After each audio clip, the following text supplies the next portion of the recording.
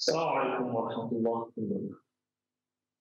إن الحمد لله نحمده ونستعينه ونستغفره ونعوذ بالله من شرور أنفسنا وسيئات أعمالنا. من يهده الله فهو المهتد ومن يضلل فلن تجد له وليا مرشدا. أشهد أن لا إله إلا الله وحده لا شريك له وأشهد أن محمدا عبده ورسوله الذي لا نبي بعده. وقال الله سبحانه وتعالى: يا أيها الذين آمنوا اتقوا الله حق تقاته ولا تموتن إلا وأنتم مسلمون.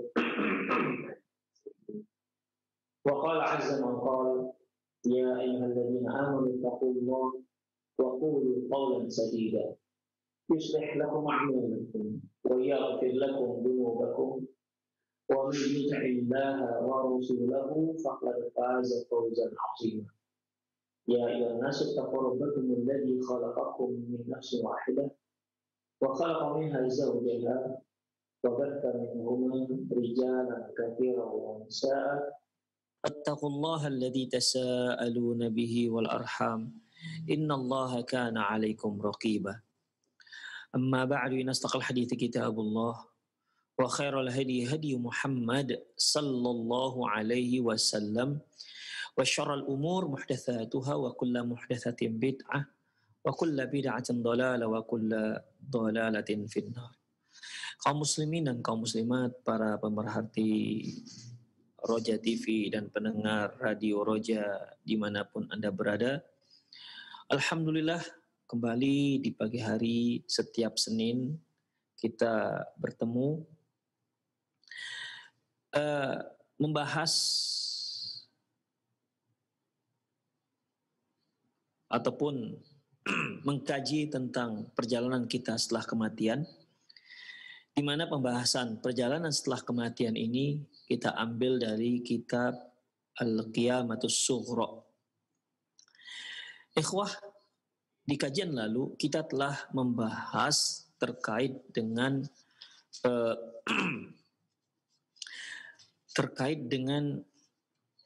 makna hadis Rasulullah sallallahu alaihi wasallam, innal mayyita la yu'adzabu bi bukai ahlihi alaihi. Sesungguhnya si mayit akan disiksa, akan diazab akibat tangisan keluarganya terhadap dirinya. Alhamdulillah kita sudah bicara panjang lebar terkait dengan masalah ini dan juga bagaimana pendapat para ulama mengartikan sabda Rasulullah sallallahu alaihi wasallam. Namun perlu kita ketahui bahwasanya hadis Rasulullah sallallahu alaihi wasallam ini sahih, bisa dijadikan sebagai hujjah dan dia tidak bertentangan dengan firman Allah Subhanahu wa taala, wala taziru waziratu wizra ukhra. Dan sesungguhnya seorang pendosa tidak akan mengemban dosa orang lain. Kita lanjutkan pada permasalahan berikutnya, al-munjiyatu min fitnatil qabri wa adzabih. Perkara-perkara yang dapat menyelamatkan seseorang dari fitnah dan azab kubur. Para pemirsa, mohon diingat lagi bahwasanya adanya perbedaan antara fitnah kubur dengan azab kubur. Fitnah kubur yaitu pertanyaan malaikat terhadap si mayit di dalam kuburannya, yaitu pertanyaan marabbuka wa ma nabiyuka wa ma dinuka wa man nabiyuka. 3 pertanyaan. Ini fitnatul qabr, ujian.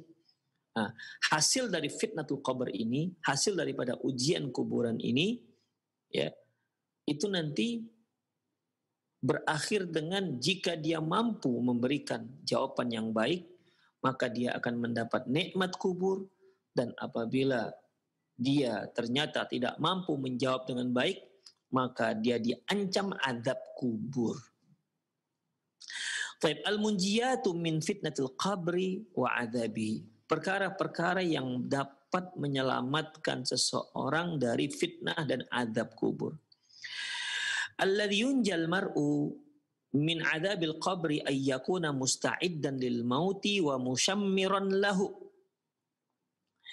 Yang dapat menyelamatkan seseorang itu dari azab kubur yaitu mereka yang berupaya dengan sedapat mungkin untuk mempersiapkan diri menjelang kematian, mempersiapkan diri dalam menghadapi kematian.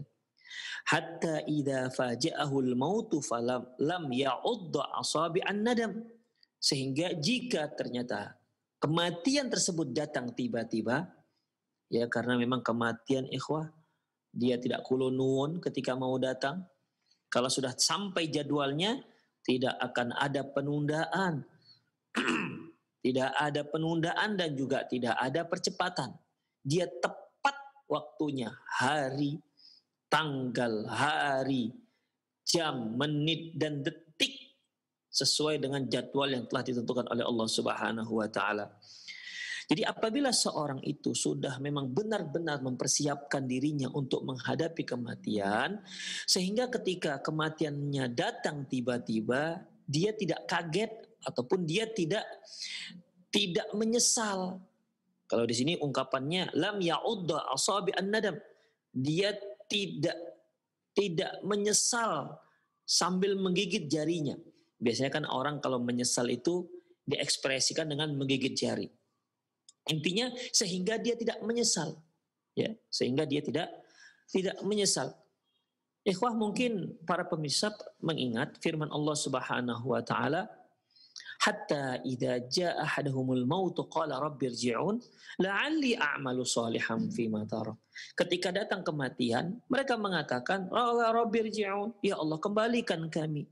Untuk apa kalian dikembalikan? Apa tujuan kalian? La'alli a'malu shalihan fima tarak, agar kami bisa melakukan amalan soleh yang pernah kami tinggalkan. Tapi kan kalau sudah meninggal tidak akan mungkin lagi dikembalikan oleh Allah Subhanahu wa taala. Itu sudah ditetapkan oleh Allah Subhanahu wa taala. Ya, minha khalaqnakum wa fiha nu'idukum wa minha nukhrijukum taratan ukhra. Dari bumi kalian kami ciptakan, kemudian kami kembalikan kalian ke bumi, kemudian tinggal satu lagi dari bumi nanti kalian kami bangkitkan. Jadi nggak balik lagi dia ke dunia. Demikian ikhwah, rahimani Allahu wa iyyakum. Jadi qala rabbirji'un, ya Allah kembalikan kami. Tidak ada lagi gunanya minta dikembalikan ke bumi. Ya, tidak ada lagi gunanya. Walaupun tujuannya untuk beramal soleh, Allah tidak akan izinkan. Ya, Allah tidak akan pernah mengizinkan. Wa min isti'dadi lil mauti al-isra'u fit taubati. Di antara persiapan menghadapi kematian yaitu segera bertaubat kepada Allah Subhanahu wa taala. Yang namanya manusia selalu berbuat kesalahan, selalu buat dosa. Kullu bani Adam khatta'un wa khairu khatta'in at-tawwabun.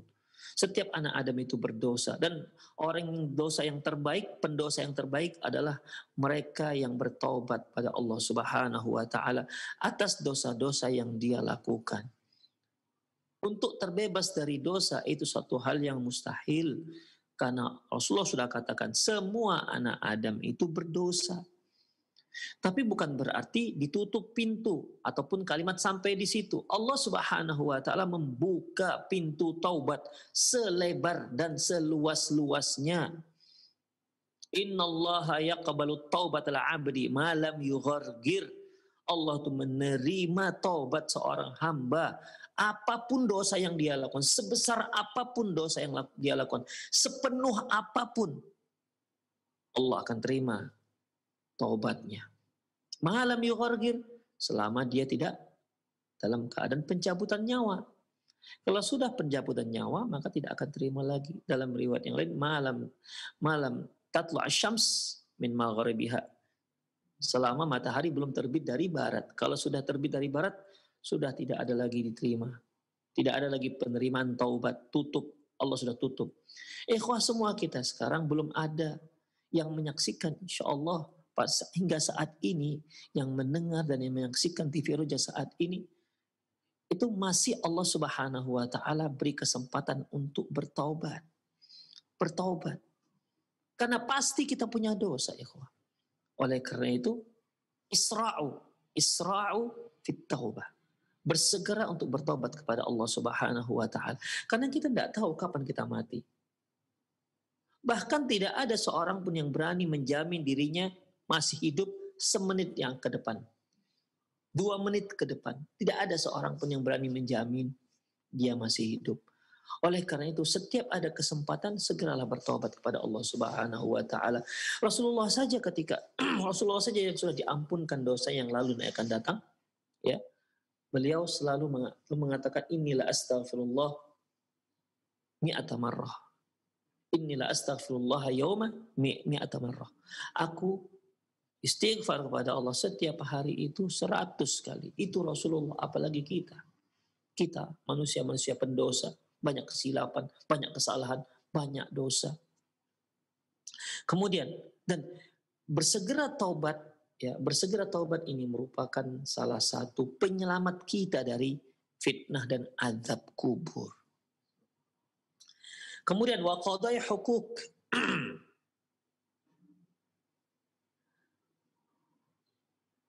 Wa qada'ul hukuk, dan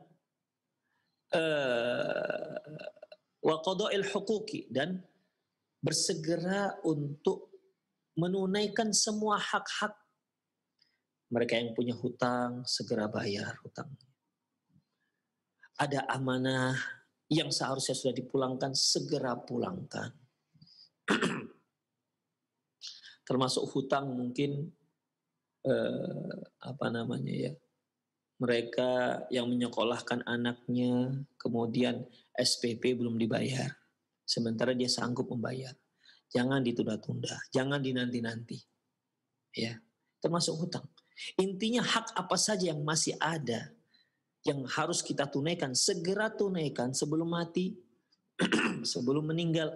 Karena kalau kita sudah meninggal, sulit kita untuk menunaikan hak-hak tersebut. Iya, kalau keluarga kita mengetahui ada hak orang lain yang belum kita tunaikan.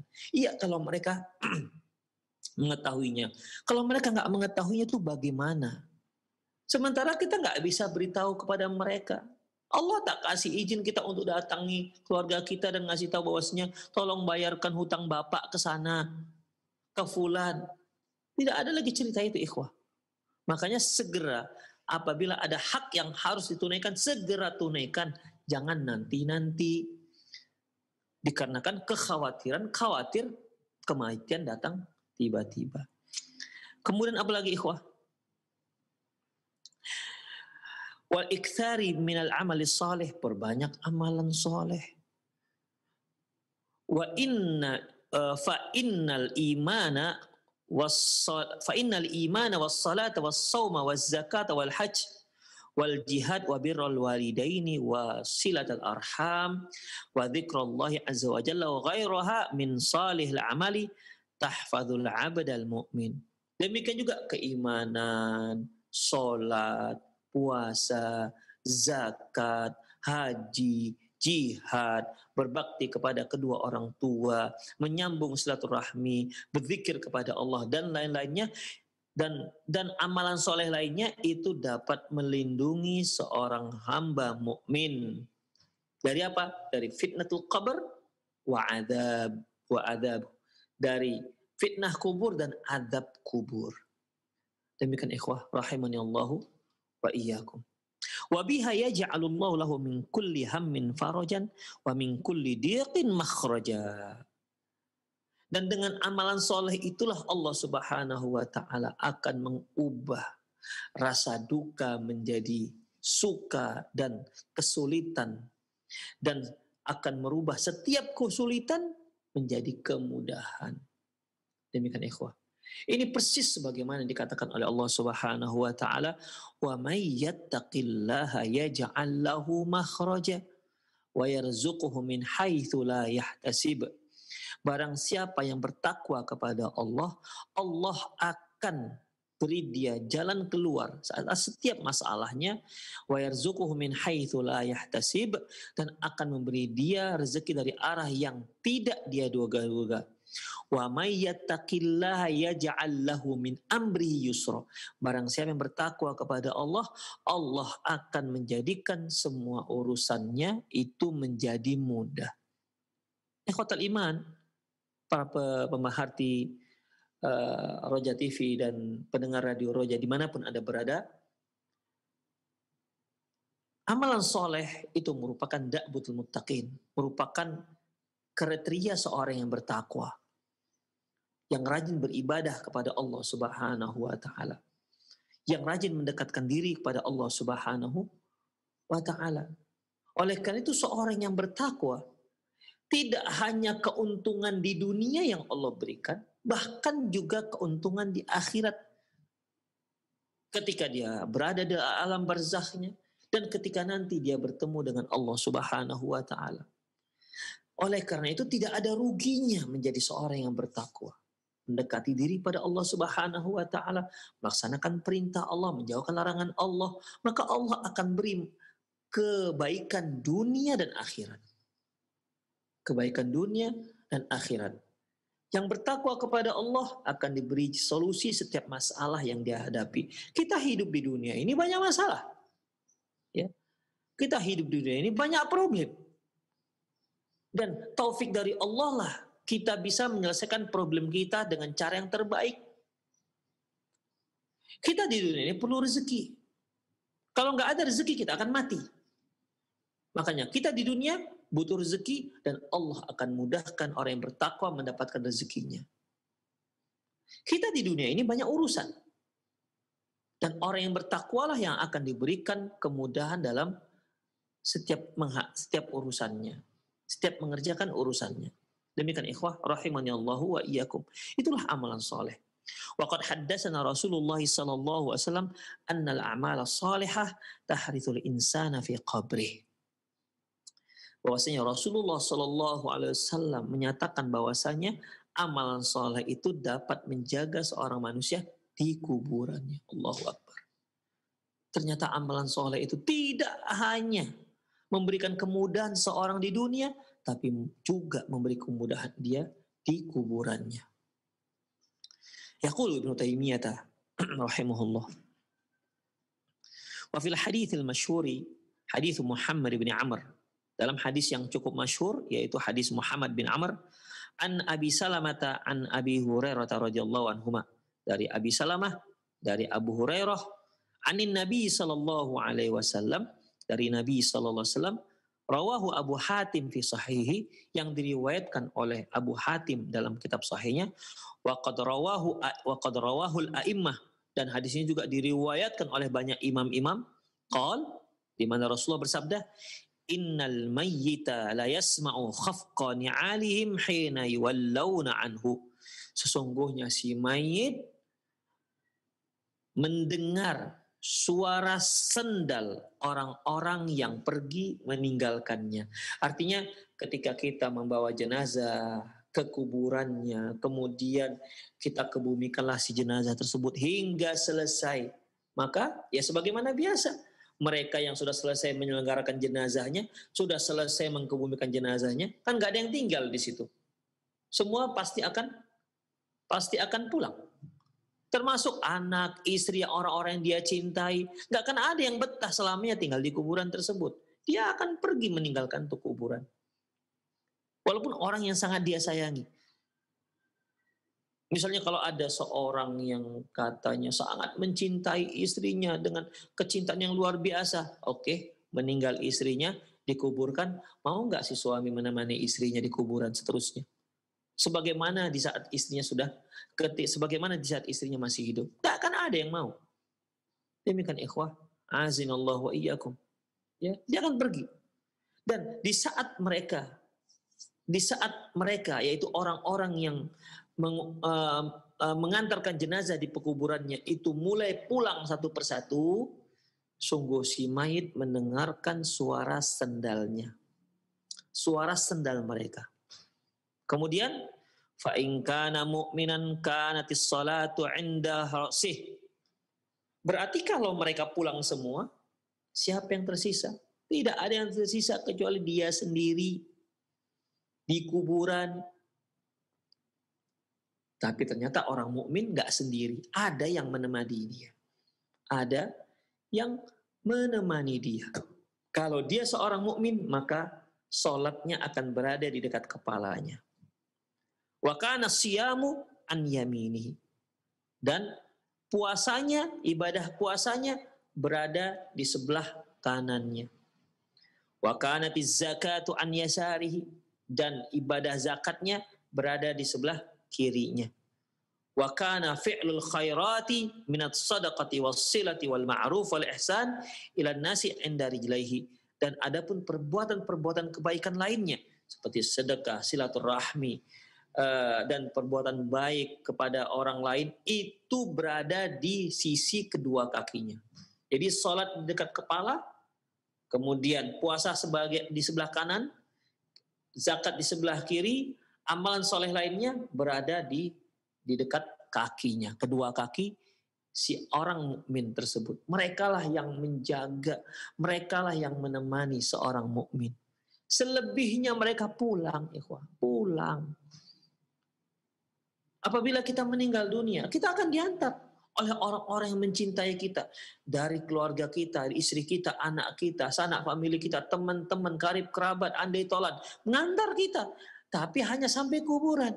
Apakah mereka akan tetap menemani kita, mereka setia menemani kita? Tak, mereka pulang. Mereka semua pulang. Tersisalah amalan soleh kita saja. Dijaga oleh amalan soleh kita. Demikian ikhwah. Oleh karena itu ikhwah, mereka yang tidak mempersiapkan menghadapi kematian, lantas siapa yang menjaga dia nanti di hari akhirat ketika dia berada di kuburan, ketika dia berada alone, ketika dia berada sendiri dalam kuburannya? Siapa yang akan menjaga dia? Siapa akan menemani dia? Dia akan sendiri, miskin. Tak ada teman. Oke lah ketika dia semasa di dunia karena dia kaya raya, jutawan, pejabat. Di saat itu banyak orang-orang yang senantiasa mengikuti dia, senantiasa menjaga dia. Bahkan dibuat ada pasukan penjaganya. Orang segan dengan dia. Setiap dia datang, orang-orang akan mengacungkan tangannya. Orang-orang akan mencium tangannya, dihormati luar biasa. Ingat, itu hanya di dunia. Anda akan sendirian berada di dalam kubur kalau Anda tak punya amalan soleh. Semua orang-orang yang mengeluh-elukan Anda, yang mengagung-agungkan Anda, semua akan pulang, semua nggak akan ada seorang pun yang rela menemani Anda di kuburan. Yang setia menemani kita, yaitu amalan soleh kita. Ikhwan rahimanallahu wa iyyakum. Ya. Jadi di sini, amalan kita ternyata menjaga kita, ikhwah. Puasa, zakat, ini kan berupa amalan, kata benda. Tapi kata benda berupa kata benda abstrak. Tapi Allah Subhanahu wa ta'ala maha berkuasa, berbuat apa saja. Wallahu ala kulli syai'in qadir. Allah tuh maha berkuasa atas berbuat apa saja. Sesuatu yang abstrak, Allah mudah membuatnya menjadi konkret. Ikhwan rahimanallahu wa iyyakum, mungkin para pemirsa mengingat sabda Rasulullah Sallallahu Alaihi Wasallam tentang kematian nanti di hari kiamat. Di mana Rasulullah Sallallahu Alaihi Wasallam mengatakan yu'tal maut yaumal qiyamati.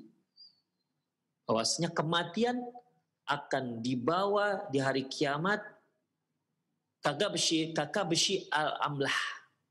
Seperti berupa kambing yang belang hitam putih. Amlah, belang hitam putih. Kemudian fayunadi munadin ila ahli an-nar. Kemudian dipanggillah penduduk neraka, dipanggil penduduk surga, suruh lihat ini. Ya. Kemudian setelah itu disembelihlah kematian. Fayuzbahu bainal jannati wan nar. Maka disembelihlah kematian yang tadi sudah Allah datangkan berupa kambing, disembelih antara surga dan neraka. Setelah itu Allah berfirman, wahai penduduk neraka, khalidun, kekal kalian di sana.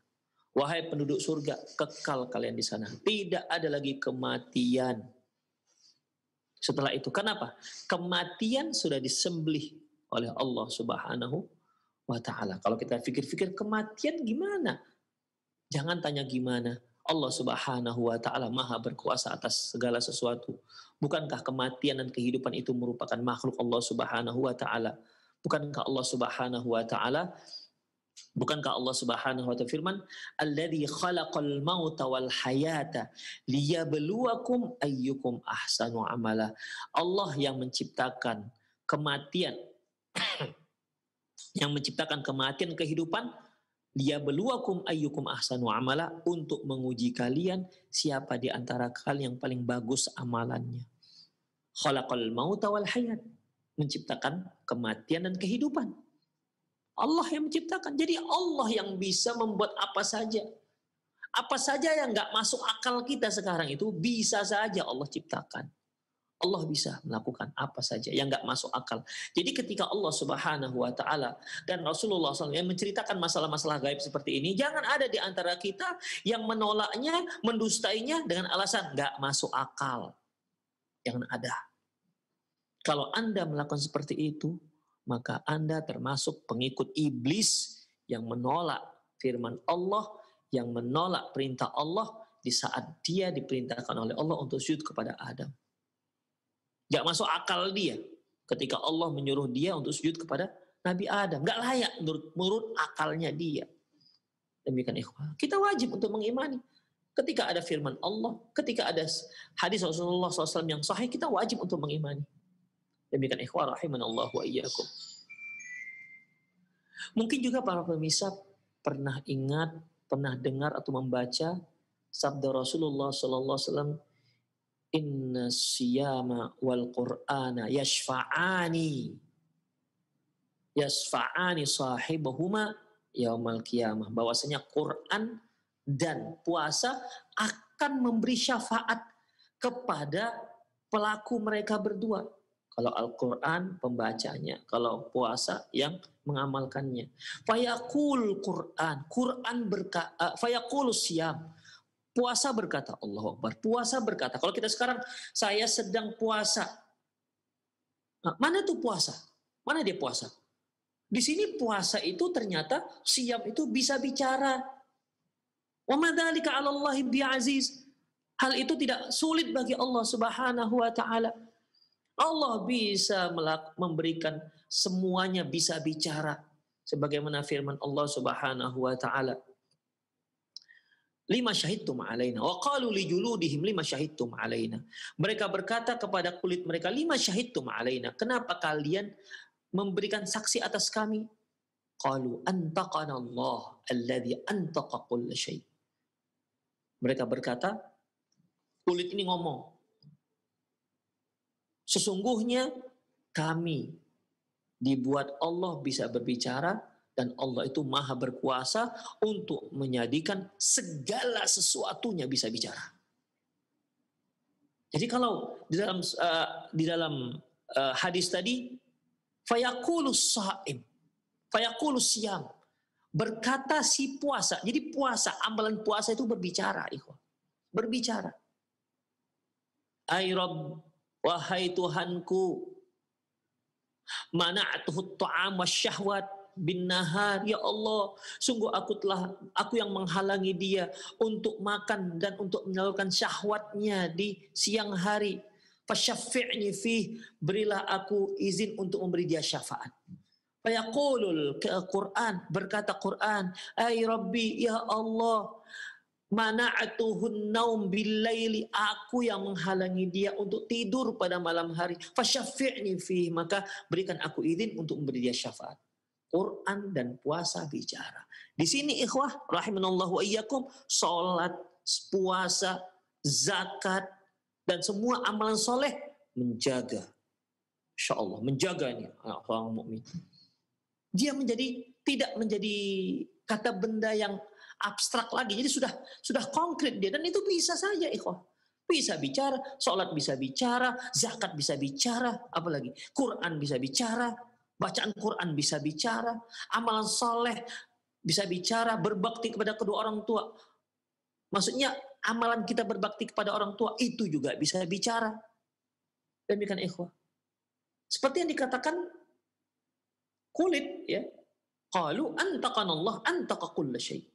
Mereka berkata, kami dibuat Allah bisa bicara. Sebagaimana Allah Maha Berkuasa dapat membuat segala sesuatu bisa bicara, termasuk ini. Kemudian, ya, kita kembali kepada hadis di mana setelah semuanya kembali pulang, tidak ada seorang pun yang menjaganya, ya semuanya pulang. Maka si seorang mukmin, kalau dia seorang hamba mukmin, sholatnya berada menemani dia di sebelah kepalanya, puasanya di sebelah kanannya, zakat di sebelah kirinya, dan amalan-amalan kebaikan yang lainnya itu berada di sebelah kedua kakinya. Kemudian fayu'ta min 'indi ra'sih, datanglah malaikat, dia mendatangi si mukmin ini dari arah kepala. Fatakulus solat berkata, Masya Allah, solat berkata, maki bali madkhal. Di sini nggak ada celah untuk masuk, ya, nggak ada peluang dari sini, dari arah kepala nggak ada, karena dijaga oleh si solat. Summa yu'ta an yaminih, kemudian si malaikat datang dari sebelah kanan. Fayaqulu siyam, puasa berkata, Masya Allah. Puasa berkata, siam berkata, maki bali madkhal, tidak ada celah dari sini kamu untuk datang. Ya, jangan masuk dari sini, tidak ada. Kata si zakat, si puasa. Summa yu'ta an yasarihi, kemudian si malaikat datang dari sebelah kiri. Ya, mana tahu kiri kosong. Ternyata fayaquluz zakat, fataquluz zakat. Si zakat berkata, yang menjaga dari sebelah kiri, maki bali madkhal, tidak ada jalan masuk dari sini. Kemudian fayu'ta min qibali rijlaihi, kemudian si malaikat pun datang dari arah kaki, muter sudah dari arah, sudah mulai dari kepala nggak ada peluang masuk, dari sebelah kanan nggak ada peluang masuk, dari sebelah kiri nggak ada peluang masuk. Mana tahu ada dari peluang dari sebelah kaki. Ternyata ikhwah rahimanallahu iyyakum, fayaqulu fi'lu khairati minas sadaqati was silati wal ma'rufi wal ihsani ilan nas, maka berkatalah perbuatan-perbuatan kebaikan yang dia lakukan seperti sedekah, silaturahmi, perbuatan baik kepada orang-orang. Mereka semua berkata, maki bali madkhal, tidak ada celah masuk dari jalan ini. Nggak bisalah malaikat mendekatinya, mendekati orang mukmin. Akhirnya apa kata malaikat? Qila lahu, dikatakan padanya, ya sudah, kalau gitu duduk saja. Duduk saja. Demikian ikhwah rahimanallahu wa iyyakum. Fayajlis, maka si hamba mukmin tadi duduk. Dijaga terus ikhwah dengan amalan solehnya. Waqad muthilat lahu syams waqad danatil ghurub lil ghurub. Ketika dia duduk, ternyata Allah Subhanahu wa taala membayangkan kepada dia bahwasanya matahari itu sepertinya sudah mau tenggelam. Kemudian fayuqalahu, di saat itu ditanya dia, si hamba mukmin ditanya, "Ma hadzal rajul alladzi kana fikum? Ma taqulu fihi?" Menurut kamu, apa pendapatmu tentang laki-laki yang ada di antara kalian? Maksudnya laki-laki di sini adalah Rasulullah sallallahu alaihi wasallam. Fayaqulu, si hamba mukmin ini mengatakan, "Da'uni hatta usalli." Nanti ajalah nanyanya, ya.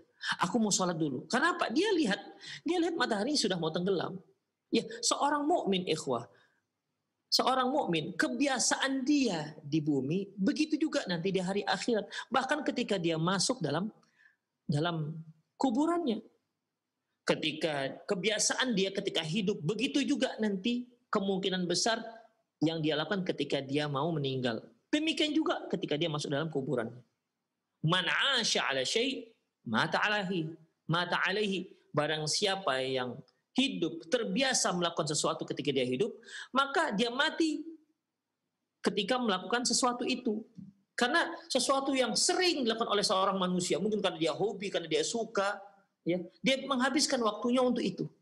Maka kemungkinan besar dia mati dalam kondisi seperti itu. Makanya mereka yang selalu baca Quran, Masya Allah ada waktu luang dia baca Quran, bisa saja kemungkinan besar dia mati dalam keadaan seperti itu. Karena waktunya dia habiskan baca Quran. Mereka yang menghabiskan waktunya, sering melakukan ibadah puasa, maka bisa kemungkinan mati dalam keadaan seperti itu. Sebagaimana juga orang yang suka main bola, pokoknya ada peluang sedikit main bola, nggak siang nggak malam, pokoknya main bola. Ya. Ada yang hobi main bola, ada yang hobi nonton bola, ada peluang nonton bola, nggak ngerti siang, nggak malam, nggak jam dini hari. Pokoknya kalau sudah main bola, nonton bola, dia akan sempatkan waktunya sesempat-sempatnya. Maka bisa dia mati dalam keadaan seperti itu. Bisa saja ketika tim favoritnya menggolkan gol katanya, mati pada saat itu. Bisa saja ikhwan. Mana asya ala syai' mata alaihi. Barang siapa yang hidup dia terbiasa atas sesuatu, ada kemungkinan dia mati dalam keadaan seperti itu. Demikian juga di kuburannya, ikhwah. Ini seorang mukmin, ya semasa hidupnya dia sholat asar, ikhwah. Dia tidak ingin melewatkan sholatnya. Ya ini dia baru bangun tidur. Begitu dia bangun tidur, rupanya diperlihatkan seolah matahari mau terbenam. Saya belum sholat. Demikian ikhwah. Ya sama seperti orang yang terbiasa sholat, ketika dia terbangun mungkin karena capek tadi malam, kerja tadi malam, ketika bangun ternyata tengok jendela sudah terang. Tentu yang pertama dia pikirkan, saya belum sholat subuh. Sama seperti ini ikhwah. Jadi dia akan mengutamakan sholatnya. Makanya ketika ditanya oleh malaikat, apa menurutmu tentang laki-laki itu, maksud tentang Rasulullah? Kata dia, jawabannya seorang mukmin, apa jawabannya? Nanti dulu lah, saya sholat dulu ya. Itulah bahasanya, ikhwan. Saya sholat dulu. Fayaqulu innaka sataf'al. Enggak, nanti kamu akan lakukan. Kamu akan melakukan sholat itu. Tapi kamu harus tanya dulu. Kamu harus beritahu kami dulu. Akhbirna amma nas'aluka anhu. Kamu beritahu saja apa yang kami tanyakan kepada kamu. Jawablah apa yang kami tanyakan kepada kamu. Mengenai sholat nanti kamu akan lakukan. Kata si malaikat, faqala amma tas'aluni. Apa tadi pertanyaanmu? Fayaqulun, kata malaikat itu sebelum mengatakan, ma taqulu fi hadzal rajul alladhi kana fikum. Apa komentarmu tentang laki-laki yang ada bersama kalian? Ma tashhadu bihi. Bagaimana persaksianmu tentang laki-laki tersebut? Laki-laki yang dimaksud adalah Rasulullah sallallahu alaihi wasallam. Fayaqul, kata si hamba mukmin ini, asyhadu annahu Rasulullah wa annahu jaa'a bil haqqi min indillah. Aku bersaksi dia adalah utusan Allah dan aku bersaksi bahwasanya dia datang membawa kebenaran dari Allah Subhanahu wa taala. Summa yuftahu lahu babun min abwabil jannah. Fayuqalu, maka dikatakanlah kepadanya, ala dzalika huyyita wa ala dzalika mutta wa ala dzalika tub'atsu insyaallah. Di atas itulah kamu dihidupkan, di atas itulah kamu mati, dan di atas itulah kamu nanti akan dibangkitkan insya Allah. Dalam lafaz lain, ikhwah, wa alal yakini kunta. Sungguh engkau berada di atas keyakinan dahulu. Sungguh itulah keyakinan engkau ketika engkau masih hidup terdahulu. Demikian. Jadi ketika dia katakan, asyhadu annahu Rasulullah wa annahu jaa'a bil haqqi min indillah, langsung malaikat mengatakan, ya memang begitulah ketika kamu masih hidup dahulu. Demikian juga kamu mati dan juga seperti itu kamu nanti akan dibangkitkan oleh Allah Subhanahu wa taala. Kemudian summa yuftahu lahu babun min abwabil jannah. Kemudian dibukakanlah untuknya satu pintu di antara pintu-pintu yang menuju surga. Pintu-pintu surga. Fayuqalu lahu, dan dikatakan kepadanya, dzalika maq'aduka minha. Itulah tempatmu di surga, itu tempatmu. Diperlihatkanlah tempatnya, istananya, ya, apa yang akan dia dapati nanti dia di surga. Kemudian wa ma'addallahu laka fiha, dan semua fasilitas yang Allah siapkan untukmu itu. Tapi dia nggak bisa masuk, dia belum bisa masuk, ikhwah. Masih diperlihatkan, masih dipertontonkan. Jadi ya dibukakanlah pintu surga, dia belum boleh masuk, dia hanya melihat, itulah tempatmu nanti di surga. Semua fasilitas yang kamu lihat, itu semua Allah siapkan untukmu nanti di hari kiamat. Makanya ikhwah, dalam hadis yang pernah kita baca, doa si mukmin ini hanya satu, Rabbi aqimis sa'ah. Ya Allah, cepatkan hari kiamat. Untuk apa? la'alli arji'u ila ahli wa mali, agar aku bisa kembali kepada keluargaku dan hartaku. Maksudnya yang di surga, bukan yang di dunia. Demikian ikhwah rahimani Allah wa iyyakum. Kemudian, ya ikhwah, melihat surga gimana tidak gembira, ya. Kemudian fayazdadu ghibtatan wa sururan, maka dia pun sangat gembira, sangat riang dan gembira. Summa yuftahu lahu babun min abwabin nar. Kemudian setelah itu dibukakan untuk dia pintu neraka. Dibukakan untuk dia salah satu pintu api neraka. Fayuqalahu hadza maq'aduka minha wa ma 'addallahu laka fiha law 'asaita. Kemudian dikatakan padanya, inilah tempatmu di neraka dan ini semua siksaan-siksaan yang disiapkan Allah untukmu jika kamu semasa di dunia menjadi orang yang durhaka. Faizdadu ghibtatan wa sururan, maka semakin gembira, ya Allah, saya selamat dari azab yang sangat mengerikan. Demikian ikhwah. Ini cara Allah Subhanahu wa taala memuliakan orang mukmin, membahagiakan orang-orang mukmin. Beda ikhwah, ya beda. Ketika kita berhasil mendapatkan sesuatu, ya, kemudian ditunjukkan kalau kita nggak berhasil maka kita seperti ini. Ya. Allah Subhanahu wa taala menunjukkan sesuatu yang nikmat yang luar biasa. Ma la ainun ra'at wala udhunun sami'at wala khatara ala qalbil bashar. Tak pernah dilihat oleh mata, tak pernah terdengar oleh telinga, tak pernah terbetik dalam hati. Dan hari ini dia lihat langsung dengan mata kepalanya. Dia cium aroma wanginya, dia dengar suara-suara penduduk surganya. Terbayangnya, sudah terbangnya begitu sangat indahnya itu surga. Gembira ikhwah, dan kamu dijanjikan akan menempati itu. Kemudian ditunjukkan bagaimana dahsyatnya api neraka. Luar biasa. Yang semua orang mohon pelindungan pada Allah, jangan sampai masuk neraka. Kata Allah, itulah neraka. Seandainya kamu dulu durhaka, beginilah nasibmu. Inilah yang akan kamu terima, neraka ini.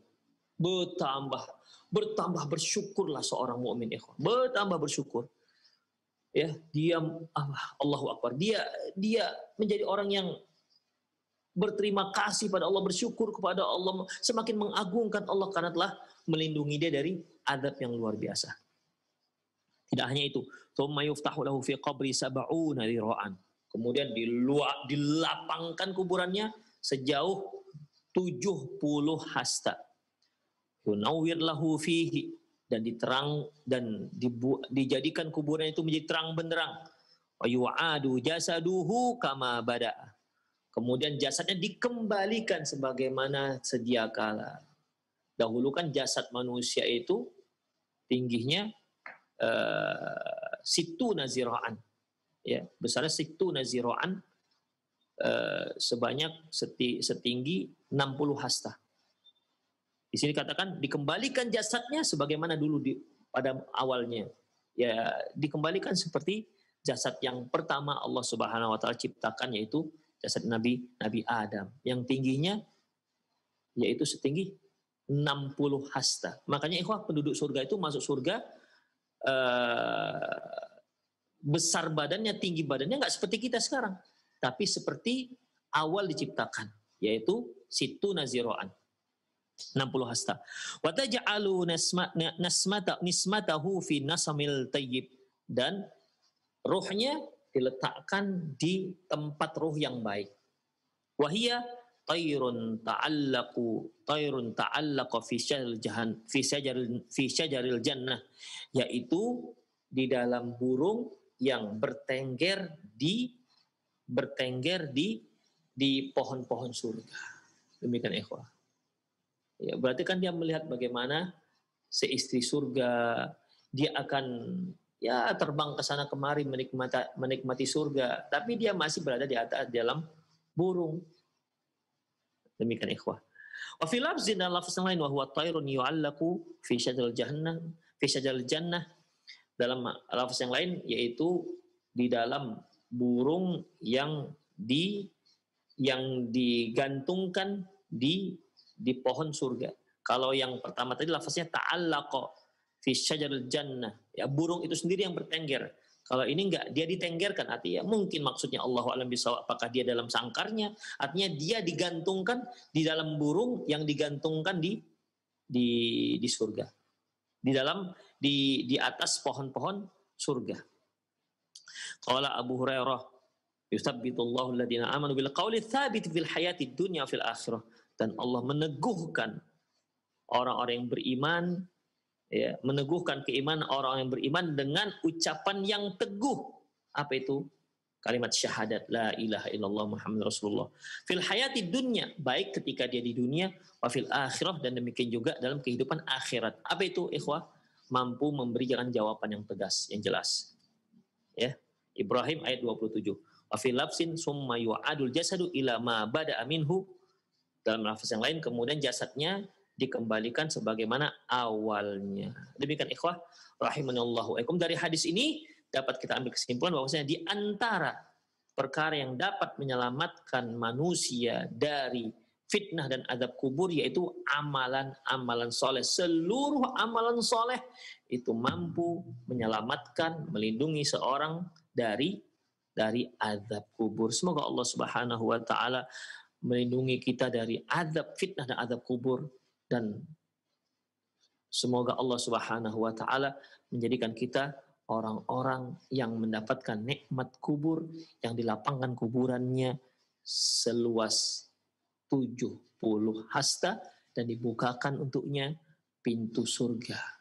Demikian ikhwah, aku lu qouli hadza wastaghfirullah li wa lakum wa lisal muslimin innahu wal ghafur rahim.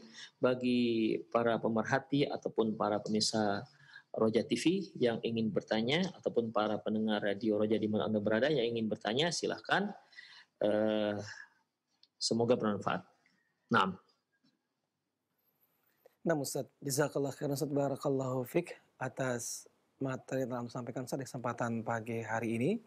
Dan ikhwatul Islam azani Allah wa iyyakum. Untuk berikutnya kami angkat pertanyaan melalui telepon. Kita angkat yang pertama, silakan. Ya, silakan. Assalamualaikum warahmatullahi wabarakatuh, Ustaz. Waalaikumsalam warahmatullahi wabarakatuh. Dengan siapa Bapak dan berada di mana, Pak? Dengan Pak Mulyono di Medan. Pak Mulyono di Medan. Silakan Pak Mulyono. Posisi ataupun kedudukan ruh di alam barza yang oleh orang mukmin ditunjukkan pagi dan petang tadi kata Ustaz tempatnya di surga. Sehingga dia berdoa setiap saat agar disegerakan kiamat. Kemudian yang ingin saya tanyakan, bagaimana kita memanai surah Yasin ayat 52. Qalu ya wailana batana mim marqadina haja mawa'adar rahmanu wa sadaqul mursalun. Aduhai, celakalah kami, siapakah yang membangkitkan kami dari tidur kami. Jadi bagaimana kita memanai Quran surah Yasin ini, Ustaz, 52. Katanya tidur dari situ, Ustaz. Nah, Pak. Cukup, Pak? Cukup. Terima kasih, Ustaz. Ya. Semoga bertambah ilmu kami. Terima kasih. Assalamualaikum warahmatullahi wabarakatuh. Waalaikumsalam warahmatullahi wabarakatuh. Kepada Ustaz kami persilakan. Baik, pada Pak Mulyono di Medan, ayat yang dibaca tadi, qalu ya wailana man ba'atsana min marqadina hadza. Man ba'atsana min marqadina hadza. Mereka berkata, wahai celakalah kami, siapa yang membangunkan kami dari tidur kami. Ini ikhwah rahimanallahu wa iyyakum. Ya, ini adalah pernyataan hamba-hamba yang kafir. Ya, hamba-hamba yang kafir. Seorang hamba yang kafir, dia akan diazab oleh Allah Subhanahu wa taala. Ya, dia akan diazab oleh Allah Subhanahu wa taala. Allah Subhanahu wa taala menggambarkan mereka itu seorang sedang tidur, tapi mereka itu sedang diazab. Ya. Kenapa mereka katakan, kenapa kami dibangkitkan? Mereka saja dalam kuburannya itu sedang disiksa. Ketika dibangkitkan, membangunkan kami dari kuburan kami. Siapa yang membangkitkan kami dari kuburan kami? Karena mereka tahu kalau mereka dibangkitkan dari kuburan mereka, ada azab yang jauh lebih dahsyat yang sedang menanti mereka. Mereka tidak mau itu. Makanya dalam hadis-hadis yang telah kita baca di kajian-kajian sebelumnya, ya, adapun seorang hamba yang kafir ataupun fajir, ketika mereka diadab oleh Allah Subhanahu wa taala dengan adab kubur, ya, dengan adab kubur, kemudian di situ mereka berdoa, Rabbi la tuqim sa'ah. Ya Allah, jangan engkau jadikan hari kiamat. Janganlah terjadi hari kiamat. Itu doa mereka. Beda dengan hamba mukmin tadi. Rabbi aqimis. Ya Allah, segerakan hari kiamat. Orang-orang hamba-hamba Allah yang kafir ataupun yang durjana, mereka doanya jangan sampai terjadi hari kiamat. Makanya man ba'atsana min marqadina. Siapa yang membangunkan kami dari tempat tidur kami? Maksudnya siapa yang membangkitkan kami dari kuburan kami? Sebenarnya mereka tahu yang jadi kegalauan mereka adalah ketika mereka sudah dibangkitkan, maka azab yang jauh lebih dahsyat sedang menanti mereka. Itu yang dimaksud. Jadi bukan marqadina ini artinya tempat tidur kami, dia sedang tidur tanpa ada diapa-apain. Bukan begitu yang dimaksud. Ya. Bukan begitu yang dimaksud. Seperti orang tidur, tiba-tiba dibanguni. Siapa yang banguni saya nih? Bukan begitu yang dimaksud, ikhwan. Siapa yang membangkitkan kami? Mimar qadina hada, dari tempat tidur kami. Bukan berarti tempat tidur dia tidur di situ. Dia sedang diadab, ya, sampai hari kiamat hingga nanti dibangkitkan oleh Allah Subhanahu wa taala. Nah, demikian Pak Mulyono ya. Sekali lagi, qalu ya wailana. Mereka berkata, ya wailana, celakalah kami. Itu dari awal saja sudah dia katakan, celakalah kami. Mamba'atsana min marqadina. Siapa yang membangkitkan kami dari tempat tidur kami? Ingat, bukan siapa yang membangunkan kami dari tidur kami, bukan. Marqadina itu tempat tidur. Tempat dia tidur maksudnya kuburannya. Demikian ikhwan. Siapa yang membangkitkan? Siapa yang mengeluarkan dia dari kuburannya? Nah, demikian. Ingat, maksudnya bukan yang seperti orang tidur kemudian dibangunkan, bukan begitu yang dimaksud. Ya, tapi yang membangkitkan mereka dari kuburan mereka. Hadza ma wa'ada rahman wa sadaqal mursalun. Inilah, itu kelanjutan ayatnya, inilah janji Allah dan benarlah apa yang dikatakan, benarlah apa yang dikatakan utusan-utusan Allah Subhanahu wa taala. Allahu a'lam bissawab. Naam. Nah Ustaz, jazakallah khairan, barakallahu fik atas jawaban Anda sampaikan Ustaz. Ikhwatul Islam azani Allah wa iyyakum. Masih kami angkat pertanyaan berikutnya oleh telepon. Nah, silakan untuk yang berikutnya. Ya, silakan. Assalamualaikum warahmatullahi wabarakatuh. Waalaikumsalam warahmatullahi wabarakatuh. Dengan siapa Ibu dan berada di mana? Alhamdulillah di Semarang. Ya, silakan Ibu. Mohon nasihatnya Ustadz, bagaimana dengan seseorang yang hingga akhir hayatnya dia seorang muslim, namun di masa tua hingga sampai akhir hayatnya dia tidak lagi menjalankan sholat. Itu bagaimana nanti, ancaman apa bagi yang sedemikian, dan bagi anak-anak yang sudah berusaha menasihati dan juga mendoakan, itu bagaimana gitu. Itu saja Ustadz. Wassalamualaikum warahmatullahi wabarakatuh. Waalaikumsalam warahmatullahi wabarakatuh. Kepada Ustaz kami persilakan. Insyaallah. La haula wala quwata illa billah. Sudah tua sampai meninggal tak melaksanakan sholat. Na'udzubillah min dzalik. Ikhwah rahimanallahu wa iyyakum. Rasulullah pernah mengatakan al-ahdu bainana wa bainal kufr tarkus shalah. Pembeda antara kita dengan kafir itu adalah meninggalkan sholat. Dan seorang meninggalkan sholat itu dosanya jauh lebih besar ketimbang dosa-dosa yang lain. Kalau dia tak pernah sholat sama sekali, tentu ikhwah yang dikatakan ketika seorang itu memang dibebani kewajiban sholat. Beda halnya kalau orang tua tersebut dia sudah pikun atau memang sudah hilang akal. Karena kalau orang yang sudah hilang akal, tentu tidaklah dia bukan mukallaf lagi, tidak dibebani hukum lagi. Karena Allah Subhanahu wa taala mengatakan aqimis sholata lidzikri, tegakkan salat untuk mengingatku. Jadi kalau dia juga tak mengingat Allah, dia sudah memang akalnya sudah kurang atau sudah sama dengan seperti orang gila, ya tidak lagi waras akalnya, maka enggak mukallaf lagi, ikhwah. Ya. Baik. Kalau seorang yang tak pernah sholat sama sekali, KTP-nya tercantum agama Islam, maka sepakat para ulama dia itu kafir, bukan muslim. Yang ada khilafiyah adalah mereka yang sholatnya bolong-bolong, nggak lengkap sholatnya. Sholatnya hanya zuhur dengan asar, atau sholatnya hanya maghrib saja, atau sholatnya hanya zuhur, asar, maghrib. Isya dengan subuh tidak. Yang seperti ini para ulama berbeda pendapat. Apakah dia kafir ataukah tidak? Kalau Imam Ahmad mengatakan kafir murtad. Imam Syafi'i rahimahullah mengatakan bahwasanya enggak kafir, tapi dia diingatkan oleh pemerintah. Kalau dia masih tak menyempurnakan sholatnya, maka dia diancam hukum mati. Kalau sampai mendapatkan ancaman hukum mati, dia tetap tak sholat, maka dia dihukum mati dalam keadaan murtad. Jadi hukuman mati riddah, bukan haddan.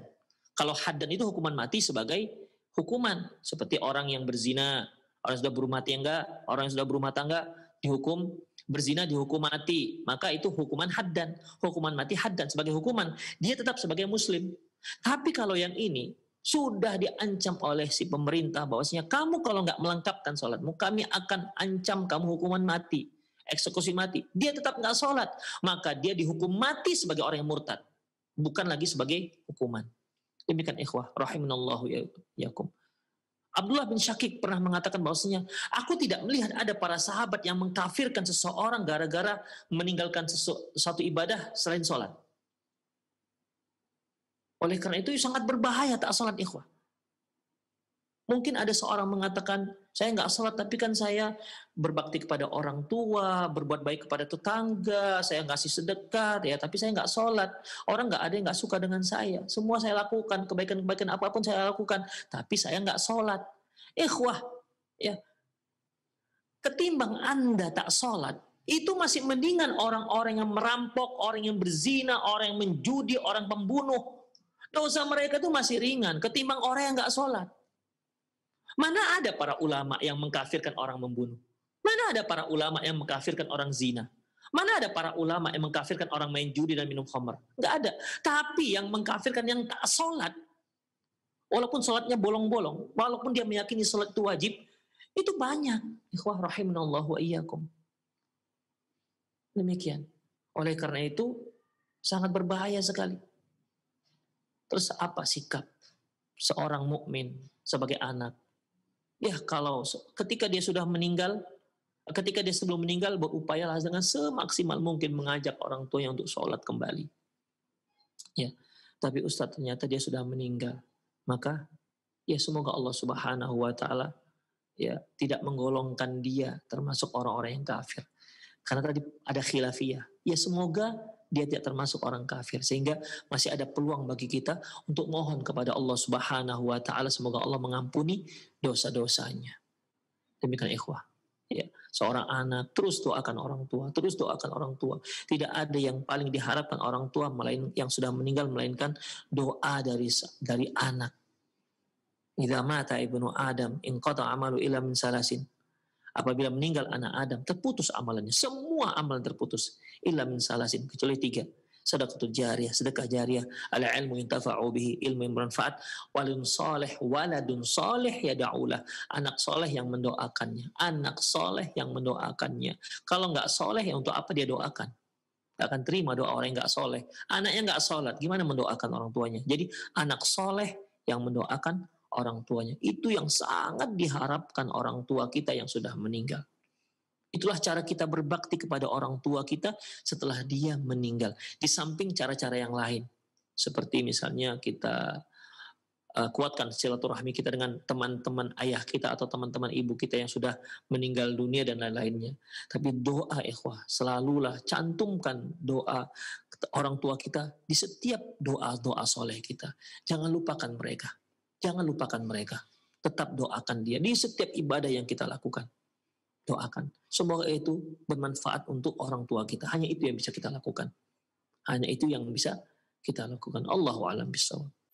Nah Ustaz, jazakallah khairan, barakallahu fiik atas jawaban yang telah sampaikan Ustaz. Dan ikhwatal Islam azani Allah wa yakum. Kita angkat kembali pertanyaan telepon. Iya, silakan Mbak. Dari Muko-Muko. Iya, baik Bapak. Silakan. Iya. Baik Bapak, langsung Bapak mendengar telepon saja Bapak, dan tidak usah mendengar televisi lagi Pak, biar tidak bingung. Langsung pertanyaannya apa Pak? Ya, tanya gini Pak. Ini usia saya udah lanjut, lah 67 Pak. Jadi tapi utangnya banyak dekat orangnya. Uangnya tidak ada lagi, hartanya tidak ada lagi.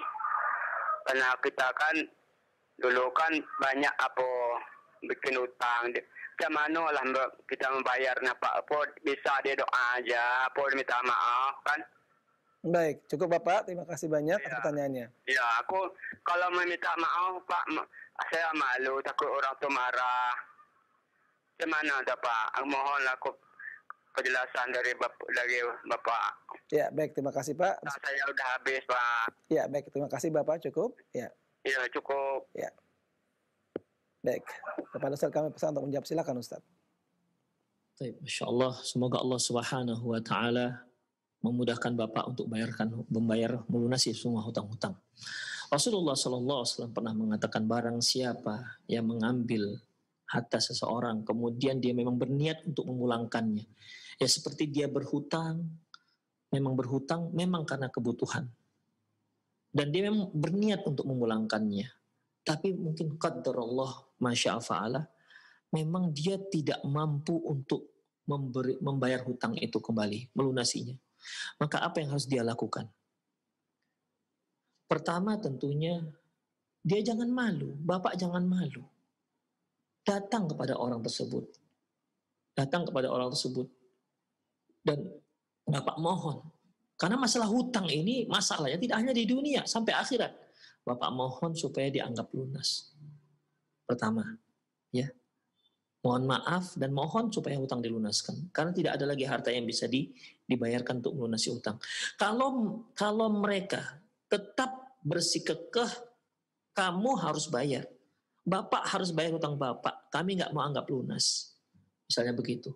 Maka tidak ada cara lain selain memang Bapak harus berupaya untuk melunaskan hutang semampunya dan seikhlas mungkin untuk berupaya untuk melunasi hutang. Karena itu adalah hak dia.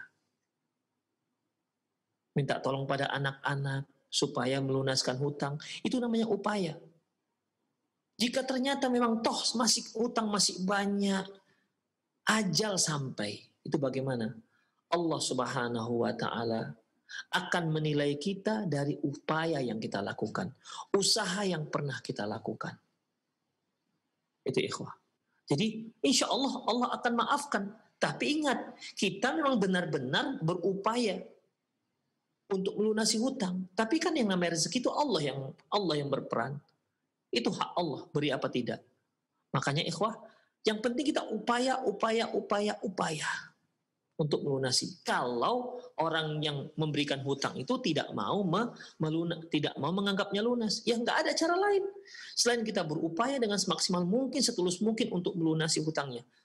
Allah tahu apa yang dalam hati kita. Innahu alimun bidatis sudur. Allah itu mengerti apa yang ada di dalam lubuk hati kita yang paling dalam. Kemudian tunggu saja nanti persidangan Allah Subhanahu wa Ta'ala di hari akhirat. Kalau memang seorang mukmin itu memang benar-benar tulus hatinya mau lunasi semua hutang-hutangnya, tapi qadarullah masyafa'ala memang tak sampai ajalnya sementara hutang-hutangnya belum selesai, maka Allah lebih tahu. La yukallifullahu nafsan illa wus'aha. Allah tidak akan membebani sesuatu yang di luar kemampuan hambanya. Tapi ingat, benar-benar tulus untuk melunasi hutang. Kemudian tawakal pada Allah, nanti bagaimana mahkamah Allah Subhanahu wa Ta'ala yang akan menyelesaikannya. Maka ikhwah, ini juga pelajaran bagi kaum muslimin yang lain. Jangan mudah berhutang. Hutang memang hukumnya boleh. Rasulullah saja pernah berhutang, tapi berhutang Rasulullah seperti kita. Silahkan berhutang, tapi berhutanglah untuk hal-hal yang darurat saja. Jangan hanya kepingin beli baju baru akhirnya berhutang. Hanya kepingin beli kendaraan yang terbaru akhirnya berhutang. Hanya ingin mengupdate HP terbaru akhirnya berhutang. Jangan. Ya. Jangan berhutang. Kecuali untuk yang darurat-darurat saja. Demikian ikhwah rahimanallah wa iyyakum, karena masalah hutang itu pelik sampai akhirat, sampai seorang mati dalam jihad, tewas dalam jihad fisabilillah, dia belum bisa masuk ke surga sampai dia selesaikan dulu masalah hutangnya. Dia selesaikan dulu di mahkamah Allah tentang masalah hutang yang belum dia bayar. Demikian ikhwah. Jadi Allahu a'lam bishawab, Bapak yang bertanya tadi, jangan malu. Datangilah orang yang, kalau Bapak yang merasa udah nggak sanggup, harta tidak punya lagi, tapi betul-betul ya, benar-benar tak punya harta lagi, nggak tahu lagi bagaimana caranya untuk melunasi hutang, maka datangi orang yang pernah memberikan hutang, mohon maaf yang sebesar-besarnya, dan mohon pada dia agar hutangnya dianggap lunas. Kalau dia anggap lunas, sudah berarti alhamdulillah, wa biha wa ni'mah. Tapi kalau tidak, maka tidak ada cara lain selain memang berusaha untuk melunasi hutangnya. Jika ternyata sudah upaya semaksimal mungkin, tak juga lunas, sementara mati menjelang, datang kematian, maka serahkan semua kepada Allah Subhanahu wa ta'ala. Allah akan nilai bagaimana usaha kita dalam melunasi hutang-hutang kita. Demikian, Allah lebih tahu apa yang ada dalam hati kita, ketulusan kita, benar tidaknya kita sungguh-sungguh dalam melunasi hutang kita. Demikian. Semoga Allah Subhanahu wa ta'ala memudahkan Bapak untuk melunasi hutang-hutang. Semoga orang-orang yang pernah memberikan hutang dilembutkan hatinya sehingga mereka menghalalkan hutang-hutang tersebut. Dan juga semoga kaum muslimin terbebas dari lilitan hutang dan berupayalah jangan mudah berhutang. Demikian para pemirsa Roja TV dan pendengar radio Roja dimanapun Anda berada. Semoga kajian kita di pagi hari ini bermanfaat. Sedikit yang saya sampaikan tadi semoga bermanfaat. Lebih dan kurang mohon maaf. Aku qouli hadza wa astaghfirullah li wa lakum. Wa lisairil muslimin innahu wal ghafurur rahim. Assalamualaikum warahmatullahi wabarakatuh.